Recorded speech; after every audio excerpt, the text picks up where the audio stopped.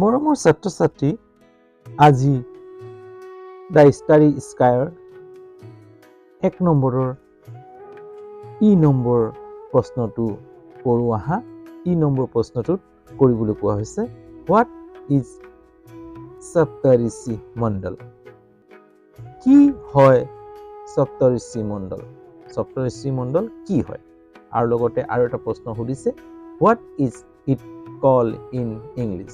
What is কি হয় বা কি কোৱা হয় ইট ইয়াক, কি কোৱা হয় ইয়াক, কল মানে কোৱা হয় ইয়াক ইন ইংলিছ, ইংৰাজীত ইয়াক কি কোৱা হয়, অৰ্থাৎ এই সপ্তঋষি মণ্ডলক কি কোৱা হয় কৈছে। এই সপ্তঋষি মণ্ডলৰ ঠাইত ইটটো হৈছে কি কোৱা হয়। এতিয়া আমি লিখিব পাৰো সপ্তঋষি মণ্ডল কি হয় ন, সপ্তঋষি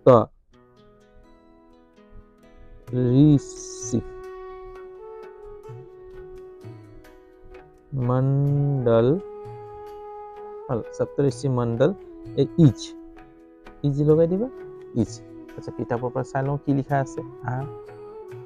কিতাপত লিখা আছে চোৱা কি লিখা আছে ৰাইট এবভ দেয়াৰ হেড, হল সিহঁতৰ মাথাৰ সোঁফালে ওপৰত। They see a group of 7 sisters forming pattern. It's called Saptarishi Mandal. এতিয়া আমি লিখিম কি বুলি লিখিম যে সপ্তঋষি মণ্ডল ইজ এ গ্ৰুপ লিখিম, এ গ্ৰুপ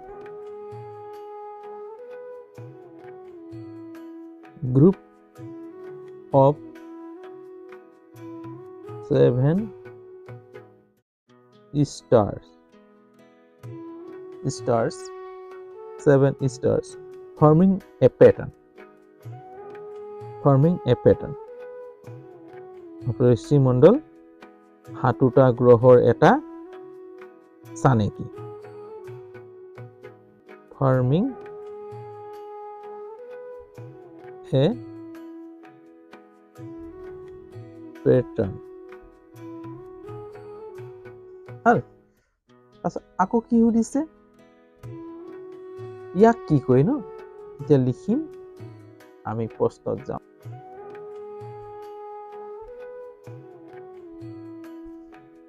ছেকেণ্ডত সুধিছে what is it called in English. তেতিয়া লিখিম যে ইট ইজ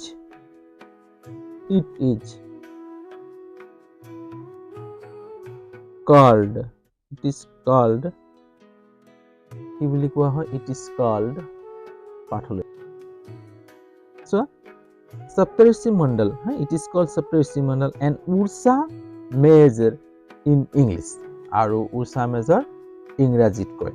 এতিয়া লিখিম it is called ursa,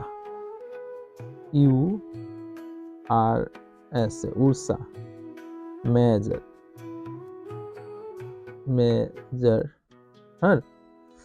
in English.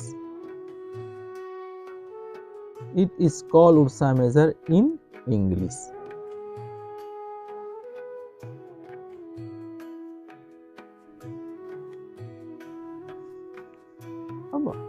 উত্তৰটো এই ধৰণে লিখিবলৈ চেষ্টা কৰিলোঁ।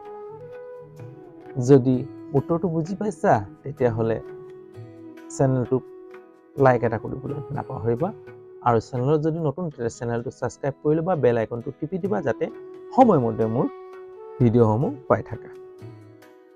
আজিলৈ হ'ব, যদি চেনেলৰ বিষয়ে কিবা যদি সুধিবলগীয়া থাকে তেতিয়াহ'লে কমেণ্ট কৰিবা। তোমালোকৰ কমেণ্টৰ মোৰ আশা থাকিল, কমেণ্ট কৰিবা বুলি, দিয়া পৰামৰ্শ দিবা বুলি।